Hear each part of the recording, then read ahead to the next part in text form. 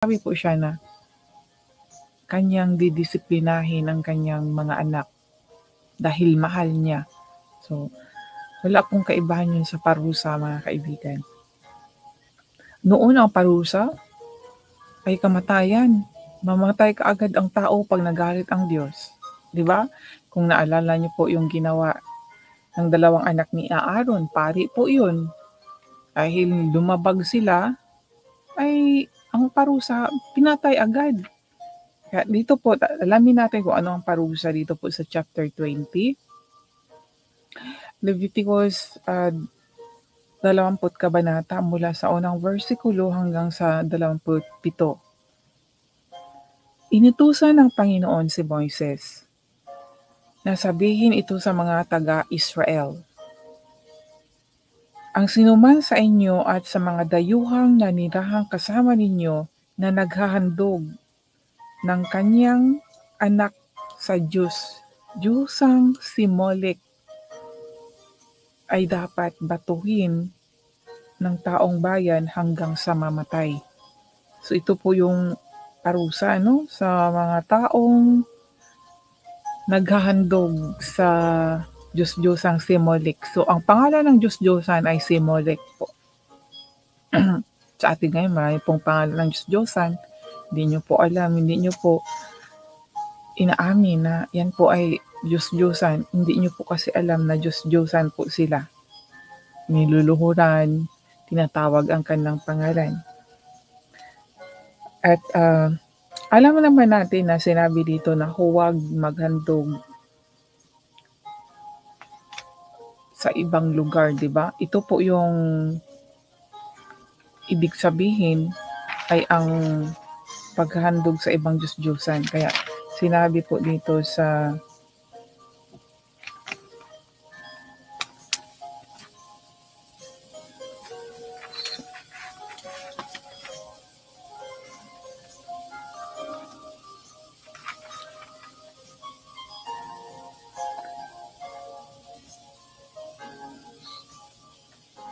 chapter 17, no? Mga tuntuning tungkol sa tamang lugar at paghahandog. Kasi alam ng Diyos na may mga, alam niya, di ba? Alam niya na may mga taga-Israel o dayuhan na maghandog sa ibang Diyos-Diyosan. Kaya pinagbawal na niya dito na iwasan ang paghandog sa lugar na hindi para sa Panginoon. Kaya sinabi na maghandog sa tamang lugar. So sa ibang salita ay mayroong ibang lugar na hahandugan yung mga taong suwain. At dito sa verse 20, sa chapter 20, verse 1, na sinabing pag maghandog sa mga Diyos-Diyosan ay dapat batuhin. Yan po ang parusa, batuhin ng taong bayan hanggang sa mamatay. Ang parusa yan, mga kaibigan, babatuhin. Kasusuklaman ko ang taong iyon at huwag na ninyong ituring na kababayan sapagkat dahil sa paghahandog niya sa kanyang anak kay Molek, dinungisan niya ang lugar na pinagsasambahan sa akin at nilapastangan niya ang aking pangalan. Ayan po, mga kaibigan. Kaya ayaw na ayaw talaga ng Diyos, no? Mula pa talaga noong panahon ni Abraham, Isaac at Jacob ay pinagbawal na ang magsamba ng Diyos-Diyosan.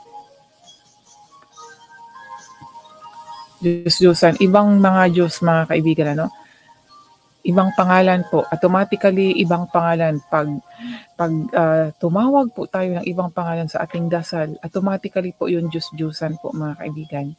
Nilinlang po talaga, marami po talagang nalilinlang, no? Ako din nalilinlang, tapos ito nga, nung nabasa ko na ito, may ganito pala, kaya talagang iniwasan ko na magtawag sa ibang pangalan. Automatically yung in spirit world or spiritual things, pag tumawag tayo ng ibang pangalan na hindi Diyos, ay Diyos-Diyosan po yung tinatawag. At another spirit po yun, mga kaibigan. Tayo as a Christian, kasi di ba in this world, there is kind of religion. Kung tayo belong sa Christian, dapat kung sino yung Diyos, totoong Diyos ng Kristiyano, yun ang ating paniniwalaan, yun ang ating tatawagin. Huwag na tayong tumawag ng iba. Ngunit may Christian din na nagtuturo ng ibang pangalan.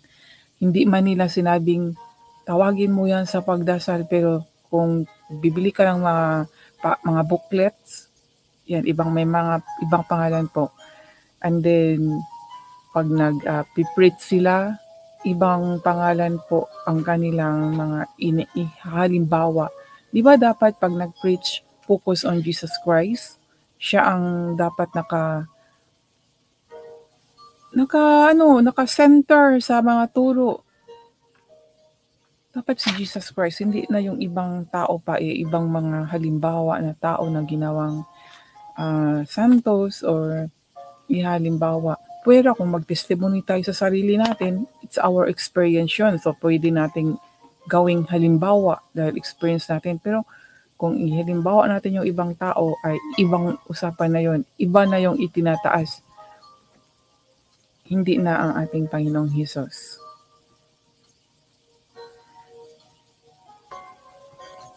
At ipagpatuloy ko po ang pagbasa, sabi dito sa verse 5, kung mag-aalay kayo ng handog para sa, sorry, sa chapter 20 pala ako, dito sa verse 5, na, ako mismo ang uusig sa kanya at sa sambahayan niya, at sa lahat ng sumusunod sa kanya sa paghahandog kay Molek. Hindi ko sila ituturing na kababayan ninyo. Kasusuklaman ko ang mga sumasangguni at sumusunod sa mga espiritistang nakikipag-usap sa mga kaluluwa ng patay. Hindi ko sila ituturing na kababayan ninyo. Ayan.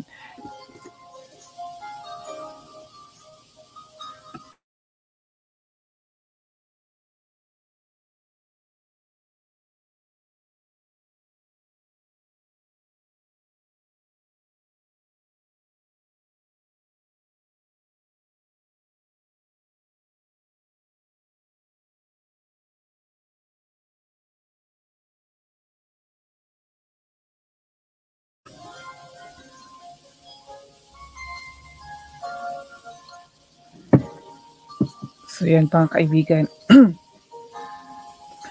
itong pagsasangguni natin sa mga espiritista, no, may mga taong may kapangyarihan din.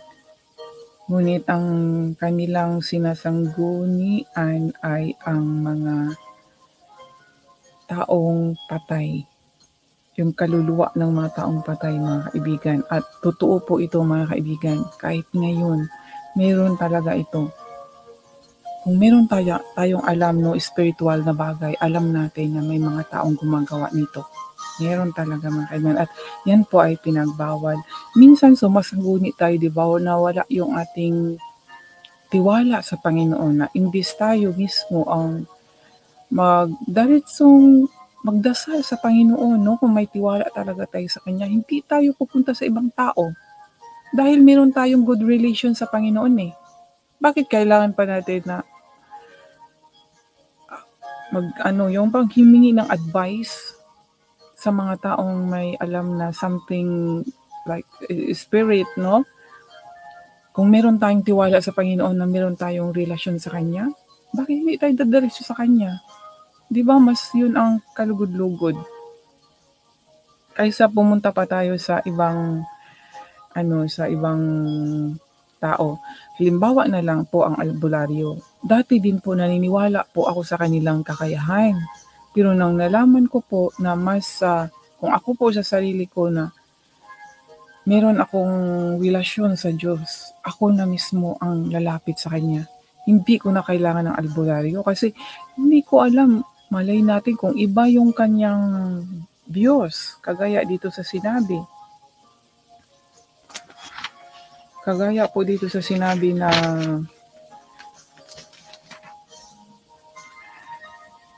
sila ay nakikipag-usap sa mga kaluluwa ng patay, no? Yan mga kaibigan, kaya kung tayo mismo ay meron tayong panampalataya sa Panginoon, hindi na po tayo magsangguni pa sa tao. Diretso na tayo sa Panginoon at siya na mismo. Kaya kailangan natin ng totoong relasyon, good relationship po sa atin, sa tao at sa ating Panginoon. Paano natin makamit yan? Sa pamagitan ng ating panampalataya kay Jesus Christ. Kasi dito sa Bible, siya kasi ang itinuturo. Siya ang tagapamagitan, walang iba. At pag siya po ang ating lalapitan, hindi po tayo nagkakasala, hindi po tayo nagkakamali. Hindi tayo magkakamali. Kaysa iba ang ating tatawagin or pupunta sa ibang tao, mamaya iba yung kanilang Diyos na nilalapitan, kagaya dito. Mga espiritistang nakikipag-usap sa mga kaluluwa ng patay. At sabi dito sa verse 7, italaga ninyo ang inyong sarili para sa akin. Italaga mga kaibigan. So, i-offer talaga natin ating sarili sa Panginoon. Magpakabanal kayo dahil ako ang Panginoon na inyong Diyos. Mahirap ba ang magpakabanal, mga kaibigan? Hindi naman, di ba? Hindi naman mahirap sundin ang salita ng Diyos. Iwasan lang natin yung mayroon tayong dapat iwasan para masunod natin ang Panginoon.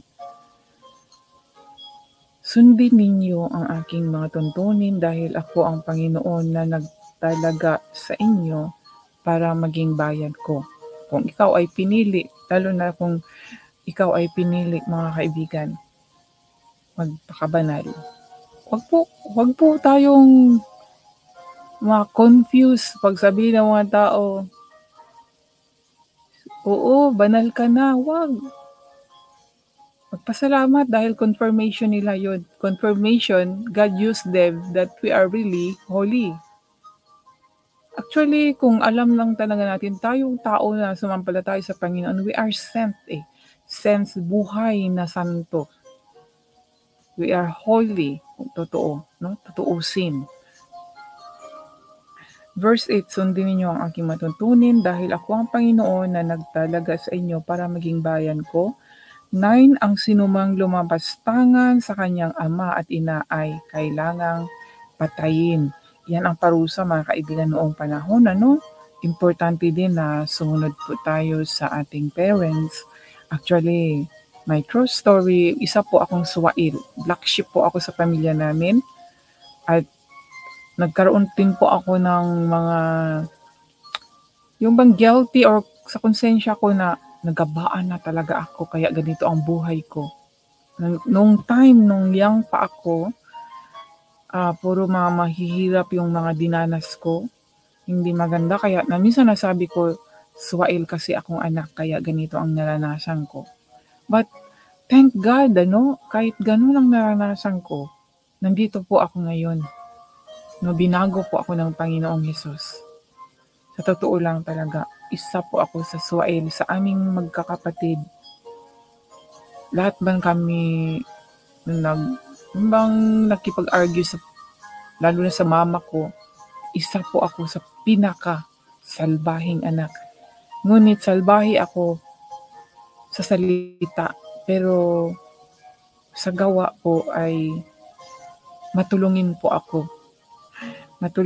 Yun nga lang. Parang madali po ako magalit, lalo na pag ang mama ko ay nagagalit na sa akin and then aanoyin niya ng mga about God. galit na galit ako. Ngayon ko nalalaman, ganun pala yung espiritu ko. Parang galit pag nakarinig ng tungkol sa Diyos dahil, no, mix spirit, good spirit and bad spirit. Yung bad ayaw makarinig sa salita ng Diyos, kaya nagagalit ako. Ngayon naunawaan ko ang lahat. Kaya naranasan ko yun dahil isa sa mga maging testimony ko po, no? My true story. At ito ay ipinagbawal sa atin na huwag natin napastangin ng ating parents po, ama at ina. At sabi dito sa verse 10, kung ang isang lalaki ay sumiping sa asawa ng iba, siya at ang babae ay dapat patayin. Yan po ang parusa, mga kaibigan, ano? Ang ano po ng parusa noong unang panahon. Kahit ngayon, di ba, pag may asawa ka tapos nakikiapid ka, di ba ang tawag doon is crime scene? Sorry, crime po yan, mga kaibigan, kasi sa batas ng mundong ito, pag napatunayang nagkasala ay makulong. Sa Panginoon, mas grabe yun. Nagkakasala din spiritually. Pinakasuklam na kasalanan, isa itong pakikiapid. Wala itong kaibahan kung tayo din po ay sumamba sa ibang Diyos-Diyusan. Nakikiapid din po tayo spiritually dahil ang Diyos ang naglalang sa atin, mahal niya tayo at sinabi nating mahal natin siya. Ngunit pumunta tayo ng ibang Diyos, tumawag tayo. Kaya parang nakikiapid din po tayo spiritually. No? Dalawa po, spiritually and physical na pagkikiapid. At dito sa verse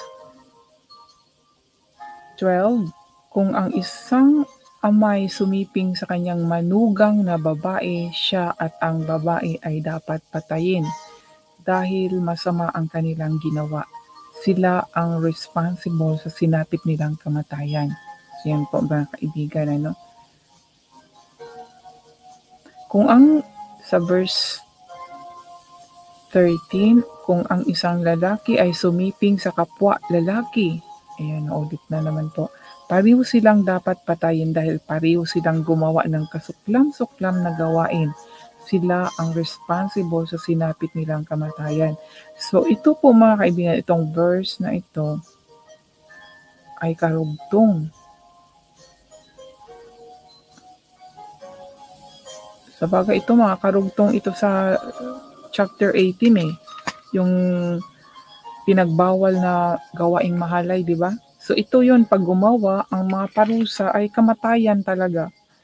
Itong Leviticus chapter 18 verse 22, sabi dito, huwag kang sumiping sa kapwa mo lalaki o kapwa mo babae dahil kasuklam-suklam ito. Ngayon, ang parusa ito, kung ang isang lalaki ay sumiping sa kapwa lalaki, pareho silang dapat patayin dahil pareho silang gumawa ng kasuklam-suklam na gawain. Sila ang responsible sa sinapit nilang kamatayan. Yan po.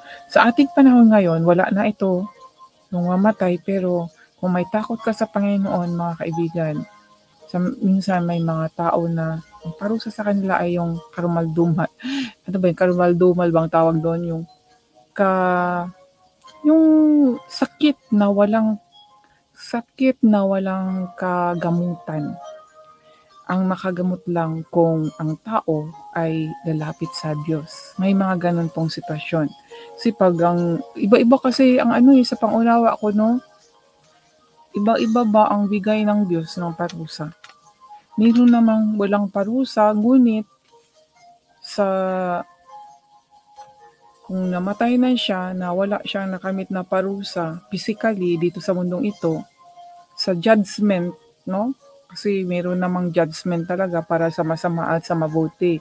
Ngayon, doon ang yung sa eternal life natin, kung sa heaven tayo or sa impyerno, no? Pero mayroong iba din na ang bilis ng talab na nagkaroon sila ng parusa physically. Like sakit po. Sabi ng ibang magtuturo na wala daw sakit spiritually. Pero bakit mayroong mga nagkaroon ng sakit na hindi nagamot ng doktor, ng hospital? Pero pag pumunta sila ng albularyo ay naggamot sila. So masasabi ko na may sakit pa rin spiritually na ang makagamot ay spiritual thing lang. And then, minsan, pumunta sila sa mga albularyo, hindi rin sila gumaling dahil ang gusto ng Diyos ay siya mismo ang gagaling. May mga ganong sitwasyon po. Spiritually, iba-iba, hindi natin maano ang isip ng Diyos dahil Diyos po siya, no? Pero sa aking pong naunawaan may mga ganong sitwasyon po. Kaya ang Diyos ay makapangyarihan talaga para sa akin. Yan po ang deklarasyon ko. Siya lang po talaga ang nakakaalam. Kung minsan naisip ko parang unfair, 'di ba? Kasi yung ibang tao na gumawa ng kasalanan, abundant yung buhay nila.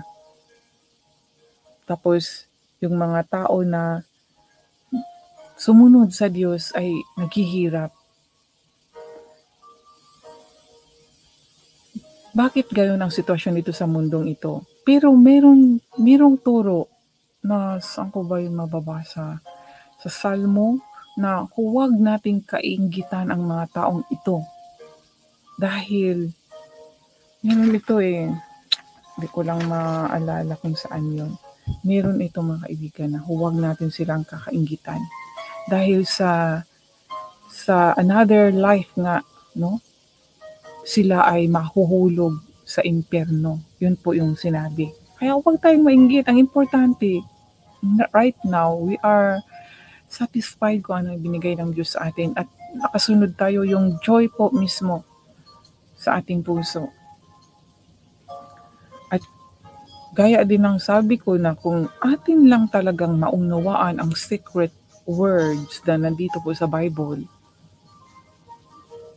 maano natin yung gusto talaga ng Diyos sa ating buhay. Kagaya po ng sinare ko rin po kahapon, di ba? Yung sinabi ni Jesus Christ na sa araw na darating ay malalaman nyo na ako ay nasa Ama at kayo ay nasa akin at ako ay nasa inyo. Itong pagkakaisa po natin sa Diyos, iyan po very deep understanding ang kailangan po dyan. At pag nasa atin po ang Panginoong Jesus, or the other words is the Spirit of God, or God is in us, kung nasa atin mismo, automatically no division po yung mga kaibigan. Mismo kahit tao tayo, ang inside sa atin, yun ang dapat nating bigyan ng halaga, yung inside na sa atin. Kung ano yung gusto niya, no? Yung damdamin natin mga kaibigan. Minsan mayroon tayong gigawin na parang labag sa ating kalooban, di ba? May mga ganon. Kaya makinig po tayo mga kaibigan. Atin po talagang examinin itong ating inner self. Examinin po natin ang ating puso mga kaibigan. Gaya ng sabi ko rin na alamin natin kung ano yung sama-sama at ano yung sa mabuti para ma-examine natin ang ating sarili po mismo. Pag alam natin ang dalawang ito, gawain ng kadiliman, gawain ng liwanag, mag-choice tayo, di ba? Dahil pag tinawag ka ng Diyos, ito ang gusto ng Diyos na gawin natin, and then lumabag tayo, gumawa tayo ng ibang bagay, doon mo ma-feel mo rin yan sa puso Diba? Kaya nagkaroon nga ng konsensya, guilty. Yun, doon makinig na po kayo pag ganun po ang naramdaman ninyo. Repent. Repent po mga kaibigan. And then, change. Kung bad habit ang mga nakasanayan, change. Wala namang doon. Yung pagpakumbaba po natin sa Panginoon, yung pong paggawa ng mabuti. Parang nandoon sa loob din natin yung pride, di ba? Pero pag magpakumbaba po tayo, hindi po sa tao, sa Panginoon, dahil nakita po niya lahat ang ating mga ginagawa. Repent and do what is right. Yung tuntunin po ng Panginoon ang ating dapat sundin. Para magkaroon po ng satisfaction and joy and peace. Yan po yan, mga kaibigan. Pag kayo po ay nakaramdam ng mga kabagaban, walang peace, laging galit, parang madali kayong masungit, yung mga ganun. Dahil meron kayong hindi kaaya-aya na ginawa, hindi na gustuhan ng Panginoon or the Holy Spirit na gustong mag-dwell sa iyo or nag-dwell na siya ngunit nilalabag mo yung mga ginagawa, something inside in you, so yung mga negative na mangyayari po mismo sa ating buhay. Kaya yan, ang ganda nga mga kaibigan yan ang gusto kong mga topic actually spiritually, no? Pero based on the Bible ako at naano ko rin na dapat ko rin talagang basahin lahat ang Biblia para malaman ko ang totoong nangyari noong unang panahon at kung ano ba ang ito yung mga nakasaad. Kasi kung hindi natin alam ang background noong unang panahon, kung diretso po tayo sa New Testament, parang kulang po. Ngayon na nandito po tayo, basahin po natin at magbasa po kayo. Importante po sa atin yan. Yan po yung nagna-nourish ang ating espiritu po inside itong salita ng Diyos. Maraming nagsasabi din na itong Bible, maliit at hindi lahat nakasulat. Pero pag naunawaan natin, masasabi natin, hala, ang liit-liit lang ito, pero bakit parang ang lawak pag naunawaan? Parang mundo kasing more na mas malawak sa sanglibutan, mga kaibigan. Ito hindi po ako nagsasalita ng chika-chika lang, pero sa pangunawa ko po, masasabi ko po talaga na amazing naman talaga itong salita ng Diyos. Ito lang, kahit itong one verse lang, pero pag uunawain, ang dami na nating pwedeng masulat. So, sa totoo lang mga kaibigan, kaya amazing po talaga mga kaibigan ang salita ng Diyos. At dito sa verse 14, ang sabi, kung ang isang lalaki ay sumiping sa mag-ina, silang tatlo ay dapat sunugin dahil masama ang kanilang ginawa. Ang kasamaang ito ay dapat mawala sa inyo. Dito sunugin, ang dito naman sa iba ay patayin. Ito mga kaibigan, ang mga parusa noon ay pag-isipin natin, nakakahindik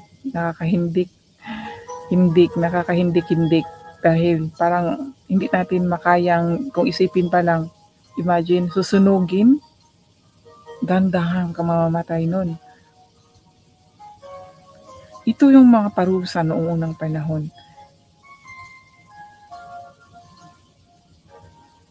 Kung ang isang lalaki o babae ay sumiping sa hayop, dapat siyang patayin pati na ang hayop. Sila ang responsible sa kanilang kamatayan. So meron dahil nasabi ng Biblia ay meron nga ito, no? Kaya naalala ko talaga ang istorya nung maliit pa ako, mga elementary. Merong news na ito nga, yung babae ay nakipag-sex, mga kaibigan, sa isang aso. Iwan ko lang dito kasi maliit pa ako noon, elementary pa ako noon. Naging well-known po yun, yung balita na yun. Ngunit nasabi dito, kung ang isang lalaki o babae kasama ang babae, ay sumiping sa hayop, dapat siyang patayin pati na ang hayop. No? So, how many years ago lang? So, 5 years ago, na mismo na balitaan, no, sa Pilipinas, merong lalaki nakipag po siya sa isang hayop, no, nakarumal-dumal. tingnan. Ano kaya ang pag-iisip ng taong ito at nakipagsiping siya sa isang hayop? Lalo na po kung babae din, parang hindi talaga to natural ang yung nasa kanya, inside mga kaibigan, no? Kung makipagsiping ng hayop. Verse 17, kung ang isang lalaki ay magpakasal sa kapatid niyang babae at sumiping dito, maging ito'y kapatid niya sa ama o sa ina, inilalagay niya ang kanyang kapatid sa kahiyan. Kaya dapat siyang managot. At dahil masama ang ginawa nila, huwag na silang ituring na kababayan ninyo. So medyo mild ang dito parusa dahil hindi lang sila ituturing. Walang binanggit dito na kamatayan. Kung ang lalaki ay sumiping sa babaeng may buwanang dalaw dahil gusto rin ng babae, silang dalawa ay huwag na ninyong ituring na kababayan. So yan po yung mga parusa ng mga kaibigan. Baga itatakwil sila. Kung ang isang lalaki ay sumiping sa kanyang tiyahin, inilalagay niya sa kahihiyan ang kanyang tiyahin. Silang dalawa ay dapat managot sa kanilang ginawa. Kung ang isang lalaki ay sumiping sa asawa ng kanyang tiyuhin, inilalagay niya ang kanyang tiyahin sa kahihiyan. Silang dalawa ay dapat managot sa kanilang ginawa. Okay, mga mild na lang mga kaibigan, parusa. Kung ang isang lalaki ay sumiping sa asawa ng kanyang kapatid, inilalagay niya ang kanyang kapatid sa kahihiyan. At dahil masama ang ginawa nila, mamamatay silang dalawa na walang anak. So dito naman ay mamamatay. Sundin ninyo ang lahat ng tuntunin at utos upang hindi kayo paalisin sa lupaing padadalhan ko sa inyo para roon kayo manirahan. Ang mga taong paalisin ko sa lupaing iyon ay gumagawa ng mga kasamaang ito. At dahil doon, itinakwil ko sila. Kaya huwag ninyong gagayahin ang ginawa nila.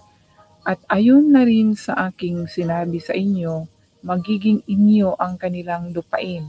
Ibibigay ko sa inyo ang lupaing iyon na maganda at sagana sa ani para maging pag-aari ninyo.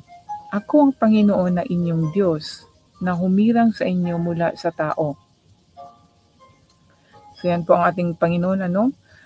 Dapat ninyong malaman kung aling mga hayop at mga ibon ang malinis o marumi. Huwag ninyong dudungisan ang inyong sarili sa pamagitan ng pagkain ng mga maruming hayop na ipinagbawal ko. Kayo'y magpakabanal dahil ako ang Panginoon ay banal at kayo'y hinirang ko mula sa ibang mga bansa para maging akin. Kung mayroong espiritista sa inyo na nakipag-usap sa mga kaluluwa ng patay, kailangang batuhin ninyo siya hanggang sa mamatay. Siya ang responsible sa kanyang kamatayan. So yan po mga kaibigan, ang talata na nandito po sa Leviticus chapter 20. Naalala ko mga kaibigan, itong tungkol po sa pagkain. Importante po, spiritually, nalaman ko talaga na kung ikaw ay isang totoong sumampalataya sa Diyos at gusto mo ng connection sa Kanya, pagkain din pala natin na ating kinakain ay importante din pala mga kaibigan. Dahil nalaman ko yan, minsan nanood po ako sa isang videos, hindi Christian pero about spiritual ang turo din niya na ang pagkain din po ng isang tao ay importante. Lalo na po kung may mga dugo-dugo pa. Kasi parang hindi lang yun sa healthy foods or para sa good health natin, spiritually din pala, may effect din pala yung mga kinakain natin. Kaya doon ako napamangha ba na, meron man to sa Bible din na may mga pinagbawal na huwag kainin. Pero bakit maraming kontra ang mga tao? Kasi siguro kaya sila kontra dahil hindi pa talaga malalalim ang kanilang pagkakilala sa Panginoong Diyos. Kaya kontra sila, kaya halos lahat ng pagkain kinakain nila. Pero hindi nila alam na ito pala ay parang nag-block, no? Haharang din po. Isa po yan. Parang harang din ang pagkain natin. Kaya kung tayo ay totoong manampalataya at merong connection sa Diyos, malalaman mo yan at magiging ano ba yan, mindfulness tungkol po sa pagkain. Maisip mo na ay ito ay hindi dapat kainin. Ayaw mong mahiwalay sa Panginoon eh. May sinabi dito, dapat niyong malaman kung aling mga hayop at mga ibon ang malinis o marumi. Huwag ninyong dudungisan ang inyong sarili, no? Sa pamamagitan ng pagkain. No? Sa pagkain, importante din po mga kaibigan. Huwag ninyong dudungisan ang inyong sarili sa pamamagitan ng pagkain ng mga maruming hayop na ipinagbawal ko. No? Lalo na po sa ngayon mga kaibigan, kahit na lang yung dugo. Kahit sa dugo, sa akin, sa dugo, kahit ano kakainin natin, pwede naman. Dahil sabi nga nilinis na lahat. Pero ang dugo, dahil ang dugo talaga, ano yan sa spiritual na bagay, very, ano yan mga kaibigan eh, very symbol,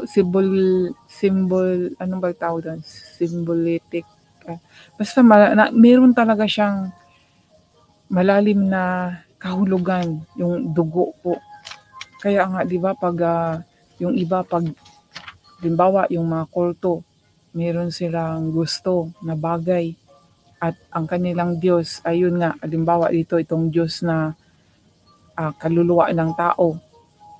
Tapos, maghihingi yan ng dugo. Yan, magpapadugo sila. Kaya, sa dugo talaga, spiritually dugo. Yung sa dugo, importante ang dugo eh. Spiritual, no, ay sa faith natin. Ginagamit po nila ito mga kaibigan. Itong dugo. Kaya para sa akin, pag kumain po tayo ng dugo ay karamal-dumal. Pero masarap po ang dinuguan ng baboy. At sa baboy pa talaga, no? Bakit sa ibang hayop hindi natin makain yung dugo nila? Bakit sa baboy pa? Na isa po ito sa pinagbawal na kainin. At sa baboy, pag kumain po tayo, marami pong sakit na maidudulot ang baboy. Pero bakit yung dugo niya ay makakain pero sa ibang dugo ng hayop hindi natin makakain? Kaya napakaano talaga ang mundo, ano sila ba yung malakas ang kanilang pag-influence sa atin. Alam nila kasi kung paano magalit ang Diyos. Kung paano natin yung bang mag-rebellious ba na bukod sa ating kaalaman na hindi natin alam ba yung blindness tayo ba. Pero nasunod natin ang turo ng mundo, hindi ang Diyos. At dahil nasunod natin ang mundo, so nakontra natin ang kagustuhan ng Diyos. Kaya doon po, nagagalit ang Diyos. Pero yun nga, yung parusa na sinasabi, dahil ngayon, papasalamat tayo, kung walang Jesus Christ, siguro ganito ang mangyayari din sa atin. Laging, pag nagkasala tayo na ayaw talaga ng Diyos, ay mamamatay na kaagad tayo. Pero yun nga, ayaw na niyang mangyari yung kung anong ginawa niya noon. Ayaw na niyang mangyari sa atin. Kaya, nagbigay siya ng isang taong malinis para mag-sacrifice para tayo ay mapawalang sala kung tayo ay sumampalataya sa Kanya. Yun po ang natin ngayon. Hindi kagaya nito, itong Old Testament po, na mag-alay-alay. Tapos yun, ito. Kadahan-dahan iba-iba ang parusa eh. Dati pag magkasala, mag-alay lang, mapawalang sala sila. Pero itong nakalagay dito ay kung hindi susundin ang Diyos, ito yung mangyayari sa isang tao. Mamamatay sila dahil sa kanilang ginawang paglabag sa kagustuhan ng Diyos. Nakakatakot, 'di ba mga kaibigan? Kaya ngayon pasalamat po tayo. Lalapit lang tayo kay Jesus Christ. Meron na tayong proteksyon.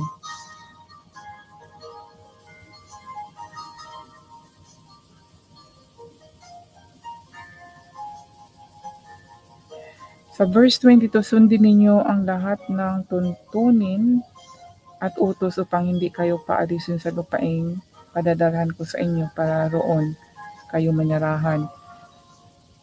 23, ang mga taong paalisin ko sa lupaing iyon ay gumagawa ng mga kasamaang ito. At dahil doon itatakwil ko sila, kaya huwag ninyong gagayahin ang ginagawa nila. At ayon na rin sa aking sinabi sa inyo, magiging inyo ang kanilang lupain. Ibibigay ko sa inyo ang lupain iyon na maganda at sagana sa ani para maging pag-aari ninyo.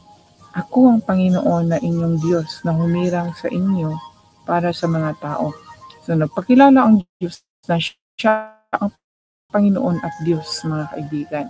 Ngayon, tanong ko rin kung kilala nyo ba ang ating Panginoong Diyos.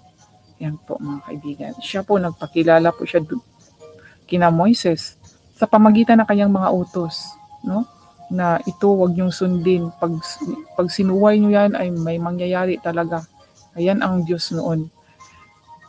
Ang kanyang mga utos po, no? Ang Diyos noon at hanggang ngayon, hindi po nagbabago. Ang Diyos ni Abraham, Isaac, and Jacob, siya ay